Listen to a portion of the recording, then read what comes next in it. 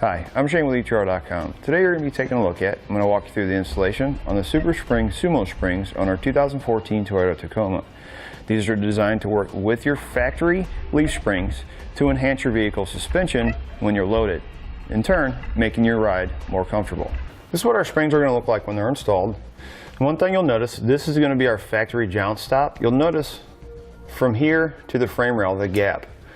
With our new one, it actually fills that gap. So what that's going to do is it's going to reduce body roll and sway when we're loaded. If we didn't have these with our factory jounce stop, we have a lot of space here, so when our body rolls with that heavy load, when it hits the top of that jounce stop, it feels like it bottoms out, so it hits real hard. With these, what they do is they compress real soft at the beginning, and then they get a little bit stiffer at the bottom, so it actually takes away that jolting feeling. Or the bottoming out feeling, as some people will call it. These are going to have a 1,000-pound weight capacity. One thing I do recommend is you always check your owner's manual of your vehicle, and you never want to exceed the total towing capacity of the vehicle. These are going to be designed for light-duty hauling, so there's not going to be any adjustment that needs to be made. You're going to put them on, and that's all you have to worry about. They're going to hold up in all weather conditions, road salts, oils, UV rays. When we compare them to airbags, airbags are going to be more for heavy-duty hauling, but those you have to maintain air in them. Whether if you have a load on, you have to add air. When you take the load off, you have to pull that air out or reduce the air, because if you leave that air in the bag, it makes the ride really rough.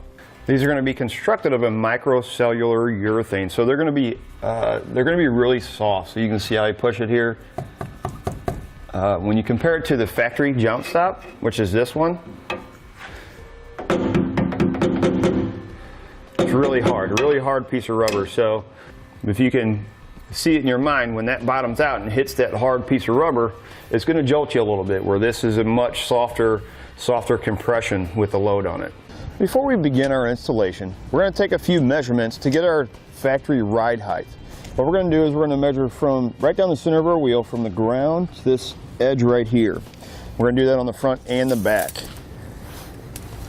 So without it loaded, looks like we're at 35 3/4 in the back.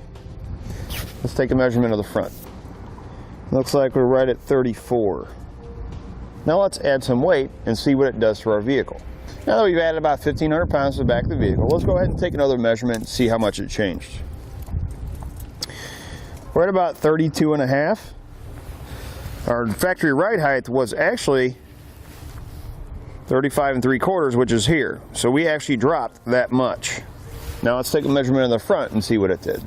So our factory ride height was actually 34, and we've only come up about 3/4 of an inch. So that tells us as we add weight, the front of our vehicle raises up. Now, keep in mind we're right over the axle. If we are pulling a trailer that might have more tongue weight on it, the front of our vehicle may come up more. Well, that's going to cause a lot of issues. It could cause your headlights to come up, not aim at the road anymore. Your steering's going to be really light. It's going to affect your braking, because most of your braking in a vehicle is on the front. Your back brakes just assist your front one. So if those wheels are up off the ground, or at least not touching the ground as much, you're not going to get as much braking power out of the front, which can be dangerous. It's going to cause unnecessary wear and tear on your tires, because when your vehicle raises up, those tires will turn in like this, and then you're just running on edges. You're going to put unnecessary wear and tear. It's going to cost you money later on. Now, what does it do to the back of the vehicle? Well, when you put weight on, whatever your suspension can't handle, your axle has to make up for it. So that's going to put unnecessary wear and tear not only on your suspension, but on your axle, and it's going to cost you more money later on down the road. Now that we've added our springs, same amount of weight, let's go ahead and take another measurement. With our new springs, same amount of weight, we're at 34 3/4, so it actually only dropped our vehicle about an inch in the back. So that tells us that our new springs are working the way they're supposed to. They're taking up a lot of the extra weight that our factory suspension can't handle. That's going to take a lot of stress off our rear axle, and it's not going to cost us money later on. Now let's go ahead and take a measurement of the front. Looks like we're still at 34 3/4. Which is what it was before we had our springs installed. So that's telling us that these springs are going to be designed for light duty hauling. These aren't adjustable, so we're not going to be able to pick up that back end like you could with an airbag. But that being said, these are going to be designed to make your ride more comfortable, because you're not going to have to put any air in them or take any air out. We don't have to watch the adjustment. We don't have to replace anything. You put them in and you leave them. They're going to make your ride when you're unloaded comfortable, as well as the ride comfortable when you're loaded.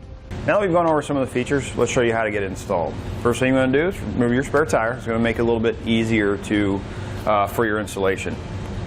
Now, I have this on a stand. I'm also using this kind of a stand to separate my axle from my frame rail. If you're doing it at home, you can use jack and regular jack stands. What you want to do is you want to jack up the vehicle, put your jack stands under each frame rail to get your axle to drop. You want space in between there for the new Sumo Springs. The next thing we're going to do is we're going to take a 3/4 inch socket. Your U-bolts that run over top of your spring, you're going to have one on this side of the axle and one on the other side. You're going to have 4 nuts on the bottom. Spray those threads down with some penetrating oil just to kind of knock off any debris or anything like that might be caught in the threads. Take a 3/4 inch socket and we're going to loosen the nuts. We're not going to take them all the way off.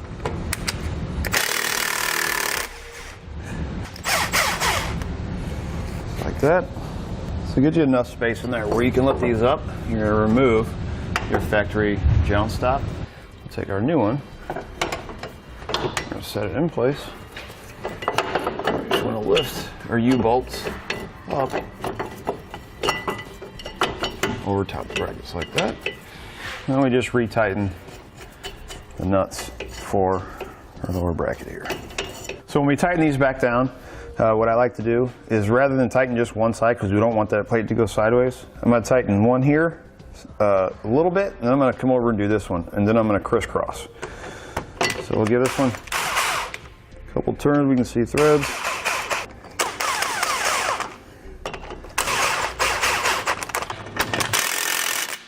And we're going to repeat that same process on the other side.